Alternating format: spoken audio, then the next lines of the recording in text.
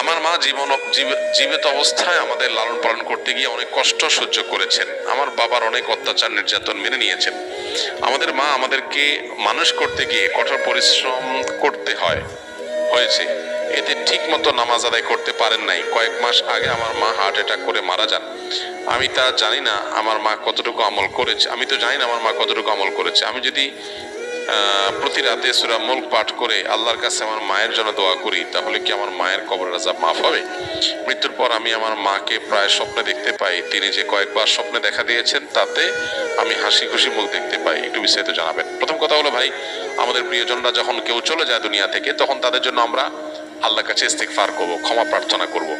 কারণ মা বাপ যদি মারা যায়, তাহলে সেক্ষেত্রে সন্তান হিসাবে মৃত্যুর পরও তাদের প্রতি বীর বা মা বাবা হিসাবে সদাচরণ করা, মা বাবার অনুগত থাকার কাজটা আমরা কিভাবে করব? নবীজি সাল্লাল্লাহু আলাইহি সাল্লামকে প্রশ্ন করা হয়েছিল, তিনি উত্তর দিয়েছেন যে এটার জন্য মা বাবার জীবদ্দশায় যাদেরকে স্নেহ করতেন তাদেরকে স্নেহ করা, যাদেরকে ভালোবাসতেন তাদেরকে ভালোবাসা, মা বাবার জীবদ্দশায় তার যে বন্ধু সার্কেল আছে তাদেরকে বাবা মার মতো শ্রদ্ধা করা এবং সেই সাথে তাদের সাথে সুসম্পর্ক বজায় রাখা, এই কাজগুলো করা। পাশাপাশি তাদের জন্য আল্লাহর কাছে দোয়া ইস্তেগফার করা, তাদের পক্ষ থেকে দান সাদাকা করা। মৃত ব্যক্তির জন্য জীবিতরা যা যা করতে পারে তার সবই আপনি আপনার মায়ের জন্য করতে পারেন।